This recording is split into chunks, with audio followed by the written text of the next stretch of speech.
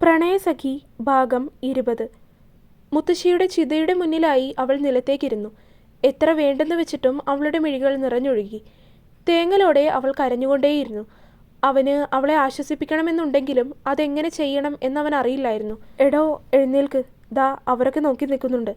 അവൻ അവളുടെ ഷോൾഡറിലായി ഒന്ന് കൈയമർത്തി. ഒഴുകിയിറങ്ങിയ കണ്ണുകൾ അമർത്തി തുടച്ച് അവൾ നിലത്തുനിന്ന് എഴുന്നേറ്റു.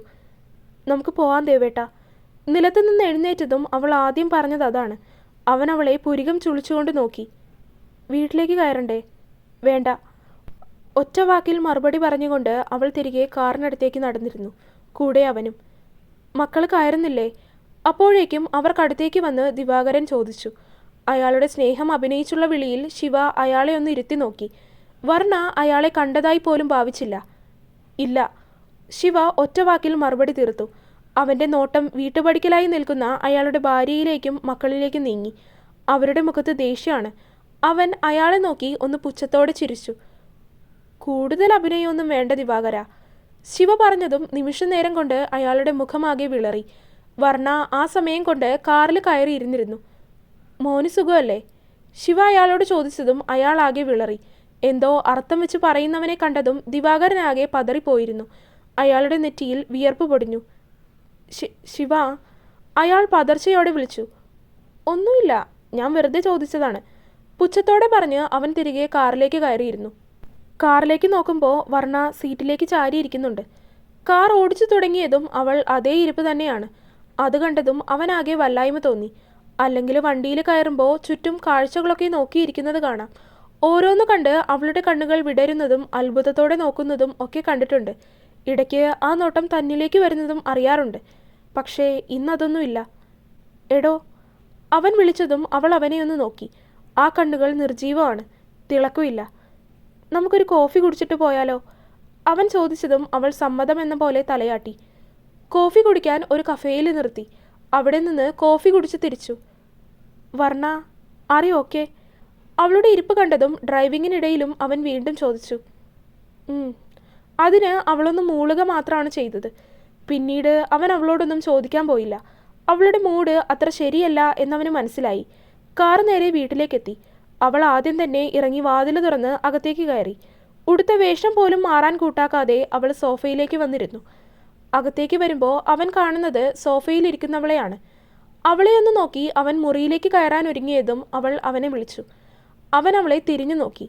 അവളും അവനെ തന്നെ നോക്കിയിരിക്കുകയായിരുന്നു അന്നേരം. മുത്തശ്ശി മരിച്ചത് ആരാ ദേവേട്ടനെ വിളിച്ചു പറഞ്ഞത്? എന്നോട് മിഥുനാണ് പറഞ്ഞത്. എൻ്റെ വീട്ടിൽ നിന്ന് ആരും വിളിച്ചു പറഞ്ഞില്ലല്ലേ? ഗൗരവത്തോടെയാണ് അവൾ ചോദിച്ചു തുടങ്ങിയത്. എങ്കിലും അത് ചോദിച്ചപ്പോൾ അവളൊന്ന് വിതുമ്പിപ്പോയി. എടോ, താൻ കരയില്ലേ? അവൻ സോഫയിൽ വന്ന് അവളുടെ അടുത്തേക്കിരുന്നു. എനിക്ക് ആരുമില്ല. ആരുമില്ലല്ലേ ഇനി? ശരിക്കും ആരും ഇല്ലാതായല്ലേ? അവൾ പുലമ്പിക്കൊണ്ടിരുന്നു. എടോ, താൻ കരയല്ലേ? ഇങ്ങനെ കരഞ്ഞാൽ വീണ്ടും ബോഡി വീക്കാവും. പിന്നെ ഇന്നലത്തെ പോലെ ബോധം പോകും. അവൻ പറഞ്ഞതും അവൾ കണ്ണുകൾ അമർത്തി തുടച്ചു. എനിക്കൊരു കാര്യം പറയാനുണ്ട്. അത് കേട്ടുകഴിഞ്ഞ് എന്ത് വേണമെന്നത് നിങ്ങൾക്ക് തീരുമാനിക്കാം. തീരുമാനിച്ചുറപ്പിച്ചതുപോലെ പറയുന്നവളെ അവൻ നോക്കിയിരുന്നു. അവൻ്റെ വലത് കൈയിൽ അവൾ മുറുക്കെ പിടിച്ചു. അവളുടെ കണ്ണുകൾ അവൻ്റെ കണ്ണുകളിൽ തന്നെ ഉറച്ചു നിന്നു. അവൻ അവളെയും അവൾ പിടിച്ചിരിക്കുന്ന കൈയിലേക്കും മാറി മാറി നോക്കി. ഞാൻ ദിവാകരൻ്റെ മകളല്ല. അതെൻ്റെ ചെറിയച്ഛനാണ്. പതർച്ചയോടെയാണെങ്കിലും അവൾ അതവൻ്റെ കണ്ണുകളിലേക്ക് നോക്കി തന്നെ പറഞ്ഞു. എനിക്കറിയാം. അവനും പറഞ്ഞതും അവളുടെ കണ്ണുകൾ ഒന്ന് മിഴിഞ്ഞു. പലപ്പോഴും അവനതറിയാമെന്ന് തോന്നിയിട്ടുണ്ട്. പക്ഷേ ഇപ്പോൾ അവനായി തന്നെ തുറന്നു പറഞ്ഞപ്പോൾ അവൾക്കൊരു അത്ഭുതം തോന്നി. പക്ഷേ അതറിഞ്ഞിട്ടും എന്തിനാണ് അവൻ തന്നെ വിവാഹം ചെയ്തത് എന്നത് അവൾക്ക് ഉത്തരവില്ലാത്ത ചോദ്യമായിരുന്നു. അവൾ അവനെ തന്നെ നോക്കിയിരുന്നു. നിങ്ങൾ എന്തിനാ എന്നെ വിവാഹം ചെയ്തതെന്ന് എനിക്കറിയില്ല.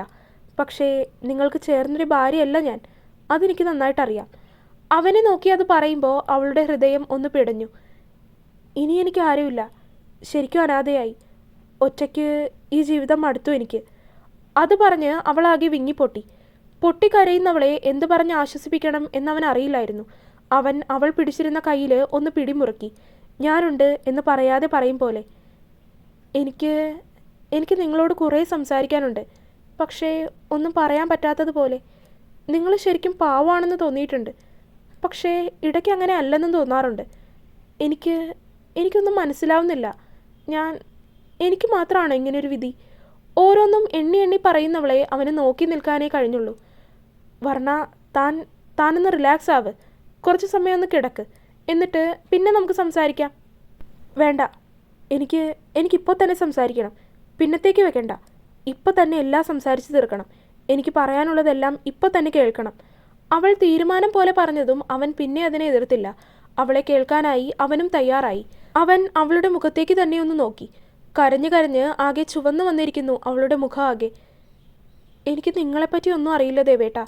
നിങ്ങൾ നല്ലതാണോ ചീത്തയാണോ ഒന്നും എനിക്കറിയില്ല. പക്ഷേ ആദ്യം പറഞ്ഞു വന്നതും അവസാനമായപ്പോൾ അവളിൽ പതർച്ച നിറഞ്ഞു. പക്ഷേ അവൻ അവളുടെ മുഖത്തേക്ക് ആകാംക്ഷയോടെ നോക്കി. എനിക്ക് അർഹതയുണ്ടോ എന്നറിയില്ല. പക്ഷേ സ്നേഹിച്ചു പോയി. നിങ്ങളെക്കുറിച്ച് എനിക്കൊന്നും അറിയില്ല. പക്ഷേ എനിക്ക് നിങ്ങളിഷ്ടമാണ്. അവൻ അവളെ അത് കേട്ടതും ഞെട്ടലോടെ നോക്കി. അവൾ ഇത്ര വേഗം അത് തന്നോട് തുറന്നു പറയും എന്ന് അവൻ പോലും ചിന്തിച്ചില്ല. അവൾ മുഖം കുനിച്ചിരുന്നാണ് ഇതെല്ലാം അവനോട് പറയുന്നത്. നിങ്ങൾക്ക് എന്നോട് അങ്ങനെ ഒരു ഇഷ്ടമുണ്ടോ എന്നൊന്നും എനിക്കറിയില്ല. പക്ഷേ മുത്തശ്ശി കഴിഞ്ഞാൽ എനിക്ക് അല്പമെങ്കിലും പരിഗണന തന്നത് നിങ്ങളാണ്. അതുകൊണ്ടാവാം ഇഷ്ടപ്പെട്ടു പോയി. അവളുടെ ശബ്ദം ആകെ നന്നേ നേർത്തു പോയി. ഇത്ര നേരവും അവൾ മുഖം താഴ്ത്തിയിരുന്നാണ് അവനോട് ഇതെല്ലാം പറയുന്നത്. അവൻ്റെ മുഖത്തേക്ക് നോക്കി പറയാനുള്ള ധൈര്യം ഇപ്പോഴും അവൾക്കില്ല. എല്ലാം കൂടെ കേട്ടതും അവൻ ഞെട്ടലോടെ അവളുടെ മുഖത്തേക്ക് തന്നെ നോക്കിയിരിക്കുകയാണ്. അവൾ കണ്ണുകൾ ഉയർത്തി അവനെ ഒന്ന് നോക്കി. തന്നെ നോക്കിയിരിക്കുന്നവനെ കണ്ടതും അവളുടെ കണ്ണുകൾ പിടച്ചു. പിടച്ചിലോടെ അവൾ നോട്ടം വെട്ടിച്ചു. അത്രയ്ക്കിഷ്ടമാണോ? അവന് തിരികെ ചോദിക്കാതിരിക്കാനായില്ല. അവൾ മൂളുന്നത് കേട്ടതും അവന് പാവം തോന്നി. എന്ത് കണ്ടിട്ടാണ് നീ എന്നെ സ്നേഹിച്ചത്? ഗൗരവത്തോടെ അവൻ ചോദിച്ചതും അവൾക്ക് ഇത്ര നേരം ഉണ്ടായിരുന്ന ധൈര്യമൊക്കെ ചോർന്നു പോകുന്നത് പോലെ തോന്നി. അതവിടെ നിൽക്കട്ടെ, ഈ ദിവാകരൻ എന്തിനാ എല്ലാവരോടും നീ അയാളുടെ മകളാണെന്ന് പറയുന്നത്? മാത്രമല്ല, നിന്റെ പേര് വർണ്ണ ദിവാകരൻ എന്നാണല്ലോ. അവൻ വീണ്ടും ചോദിച്ചതും അവൾ അവനെ നോക്കിയിരുന്നു. ശേഷം നേർമയായി അവനെ നോക്കി ഒന്ന് പുഞ്ചിരിച്ചു. ഇതിൻ്റെ എല്ലാ ഉത്തരം നിങ്ങൾക്കറിയാമെന്നെനിക്കറിയാം. പക്ഷേ ഇതെല്ലാം ഞാൻ തന്നെ പറയേണ്ടത് എൻ്റെ കടമയാണല്ലോ. പുഞ്ചിരിയോടെ പറയുന്നവളെ അവൻ നോക്കിയിരുന്നു. അവളെ നോക്കിയിരിക്കുന്നവന് മുന്നിലേക്ക് അവൾ അവളുടെ ജീവിതം തന്നെ തുറന്നു കാട്ടി. ദിവാകരൻ എൻ്റെ അച്ഛനല്ല, അതെൻ്റെ ചെറിയച്ഛനാണ്. ഞാൻ ആളുടെ ഏട്ടൻ്റെ മകളാണ്. എൻ്റെ അച്ഛൻ ദിലീപ്, അമ്മ സംഗീത, ചെറിയച്ഛൻ ദിവാകരൻ, ചെറിയമ്മ സീമ. അച്ഛന് സ്വന്തമായിട്ട് ഒരു പലചരക്ക് കടയായിരുന്നു. അച്ഛന് കടയായിരുന്നുവെങ്കിലും ചെറിയച്ഛന് ആ സമയത്ത് പറയാൻ മാത്രമുള്ള ജോലിയൊന്നും ആയിട്ടുണ്ടായിരുന്നില്ല. അച്ഛനേലും മുന്നേ തന്നെ ചെറിയച്ഛൻ വിവാഹം കഴിച്ചിരുന്നു. അച്ഛനും ചെറിയച്ഛനും തമ്മിൽ ആകെ 1 വയസ്സ് മാത്രമാണ് വ്യത്യാസമുള്ളത്. ചെറിയച്ഛൻ ചെറിയമ്മയെ സ്നേഹിച്ച് കല്യാണം കഴിച്ചതാണ്. ചെറിയമ്മയുടെ വീട്ടിൽ ചെറിയമ്മയെ വിവാഹം കഴിക്കുന്നതിൽ എതിർപ്പായിരുന്നു. അങ്ങനെ ചെറിയമ്മയെ വേറെ വിവാഹം കഴിപ്പിക്കാൻ നിർബന്ധിച്ചപ്പോൾ ചെറിയച്ഛൻ വീട്ടിലേക്ക് കൂട്ടിക്കൊണ്ടുവന്നു. അങ്ങനെ ആദ്യം അവരുടെ കല്യാണം കഴിഞ്ഞു. അതിനുശേഷം അധികം വൈകാതെ അച്ഛൻ കല്യാണം കഴിച്ചു. ഒരു അറേഞ്ച്ഡ് മാരേജ്. ഏട്ടൻ നിൽക്കുമ്പോൾ അനിയൻ വിവാഹം കഴിക്കുന്നത് അന്നത്തെ കാലത്തൊരു കുറവ് തന്നെയാണല്ലോ. അമ്മ ഒറ്റ മകളായിരുന്നു. അവരുടെ കല്യാണമൊക്കെ കഴിഞ്ഞ് ഏകദേശം 3 വർഷമൊക്കെ കഴിഞ്ഞപ്പോഴാണ് ഞാനുണ്ടായത്. പക്ഷേ അപ്പോഴും ചെറിയമ്മയ്ക്കും ചെറിയച്ഛനും കുട്ടികളുണ്ടായിരുന്നില്ല. അതിലവർ നിരാശരായിരുന്നുവെങ്കിലും ഞാൻ ജനിച്ചതിൽ പിന്നെ നല്ല സന്തോഷത്തിലായിരുന്നു എല്ലാവരും കൂടെ കഴിഞ്ഞിരുന്നത്. മുത്തശ്ശി പറയും ഞാൻ ജനിച്ചതിൽ പിന്നെ അച്ഛന് നല്ല ഉയർച്ചയായിരുന്നു എന്ന്. അങ്ങനെ എനിക്ക് 2 വയസ്സായപ്പോൾ എന്നെ മുത്തശ്ശിയുടെ കയ്യിൽ ഏൽപ്പിച്ച് അച്ഛനും അമ്മയും കൂടെ അടുത്തുള്ള അമ്പലത്തിലേക്ക് പോയതാണ്. പാലത്തിൻ്റെ മുകളിലൂടെ വണ്ടി ഓടിച്ചുകൊണ്ട് പോയപ്പോൾ ബാലൻസ് തെറ്റി പുഴയിലേക്ക് വീണു. ആ സമയം അധികം വെള്ളമൊന്നും ഇല്ലാത്തത് കൊണ്ട് പാറയുടെ മേലേക്കാണ് 2 പേരും വീണത്. 2 പേരെയും സ്പോട്ടിൽ ദൈവം അങ്ങോട്ട് കൊണ്ടുപോയി. ഇത്ര സമയമായിട്ടും അവൾ ഇതെല്ലാം ഒരു പുഞ്ചിരിയോടെ പറഞ്ഞുകൊണ്ടിരിക്കുകയാണ്. ദേവേട്ടൻ വിചാരിക്കുന്നുണ്ടാവും എനിക്കിതൊക്കെ പറയുമ്പോൾ എന്താണ് സങ്കടമില്ലാത്തതെന്ന്. അവൾ ചോദിച്ചതും അവൻ അതേ എന്ന രീതിയിൽ തലയാട്ടി. എനിക്ക് അവരെ 2 പേരെയും കണ്ടൊരു ഓർമ്മ പോലുമില്ല. അതുകൊണ്ടാവും. അവൾ പറയുന്നതെല്ലാം അവൻ കേട്ടിരിക്കുന്നുണ്ട്. ഒരു കഥ പറയുന്ന ലാഘവത്തോടെ പറയുന്നവളെ അവൻ അത്ഭുതത്തോടെയാണ് നോക്കിയത്. അച്ഛനും അമ്മയും നഷ്ടപ്പെട്ടാലുള്ള വേദന അത് എത്രയാണെന്ന് ആർക്കും പറഞ്ഞാലും മനസ്സിലാവില്ല. അത് അനുഭവിച്ചവർക്ക് മാത്രമേ അതിൻ്റെ ആഴം അറിയാനാവൂ. പിന്നെന്തിനാ ദിവാകരൻ നീ അയാളുടെ മകളാണെന്ന് പറയുന്നത്? ഇപ്പോഴും അങ്ങനെ പറയുന്നത് എന്തിനാണെന്ന് സത്യം പറഞ്ഞാൽ എനിക്കറിയില്ല. അവൾ പറഞ്ഞതും അവൻ അവളെ സംശയഭാവത്തിൽ നോക്കി. അച്ഛനും അമ്മയും മരിച്ചതൊക്കെ എനിക്ക് ഓർമ്മയില്ലാത്ത പ്രായത്തിലാണല്ലോ. ചെറിയച്ഛനും ചെറിയമ്മയ്ക്കും അന്നേരം ആണെങ്കിൽ കുട്ടികളുമില്ല. സ്വാഭാവികമായിട്ടും ആ സമയം ചെറിയച്ഛനും ചെറിയമ്മയുമാണ് എന്നെ വളർത്തിയത്. അച്ഛനും അമ്മയും ഇല്ലാത്ത കുറവ് ഒട്ടും അറിയിക്കാതിരിക്കാൻ വേണ്ടിയിട്ട് എൻ്റെ സർട്ടിഫിക്കറ്റിൽ വരെ അച്ഛൻ്റെയും അമ്മയുടെയും പേരിൻ്റെ സ്ഥാനത്ത് അവരുടെ പേരാണ് ചേർത്തത്. അങ്ങനെ എല്ലാവരുടെയും മുന്നിൽ ഞാൻ അവരുടെ മകളായി. അതിനുശേഷമാണ് ചെറിയച്ഛന് പോലീസിൽ ജോലിയൊക്കെ കിട്ടുന്നത്. എനിക്ക് ഓർമ്മ ഉറച്ചു തുടങ്ങുന്ന സമയത്തൊക്കെ ഞാൻ അവരെ അച്ഛൻ, അമ്മ എന്ന് തന്നെയാണ് വിളിച്ചിരുന്നത്. എനിക്ക് ഏകദേശം 6 വയസ്സായപ്പോഴാണ് സിദ്ധു ഉണ്ടാകുന്നത്. സിദ്ധു എന്ന് പറഞ്ഞാൽ സിദ്ധാർത്ഥ്, ചെറിയച്ഛൻ്റെ മൂത്ത മകൻ. ആ ഓർമ്മയിൽ അവളൊന്ന് പുഞ്ചിരിച്ചു. സത്യത്തിൽ അതൊക്കെ എനിക്ക് ഇപ്പോഴും ഓർമ്മയുണ്ട്. ആ സമയത്തൊക്കെ ഞാൻ ചെറിയമ്മയുടെ വയറിൽ കൈവച്ച് വാവയോട് സംസാരിക്കുന്നതൊക്കെ എനിക്കിപ്പോഴും ശരിക്കും ഓർമ്മയുണ്ട്. അതൊക്കെ കൺമുന്നിൽ കാണുന്നത് പോലെ അവൾ വാചാലയായി. വാ തോരാതെ നിർത്താതെ സംസാരിച്ചുകൊണ്ടിരിക്കുന്ന വർണ്ണയെ ശിവ ആദ്യമായി കാണുന്നത് കൊണ്ട് തന്നെ അവൻ അവളെ തന്നെ നോക്കിയിരിക്കുകയായിരുന്നു അന്നേരം അത്രയും. സിദ്ധു ജനിക്കുന്നതിന് മുൻപായിട്ട് തന്നെ ചെറിയമ്മയുടെ വീട്ടുകാരെല്ലാവരും എതിർപ്പൊക്കെ മാറി അവരെ അംഗീകരിച്ചിരുന്നു. സിദ്ധു ജനിച്ചതിന് ശേഷം ചെറിയമ്മയെ അങ്ങോട്ട് കൊണ്ടുപോയി.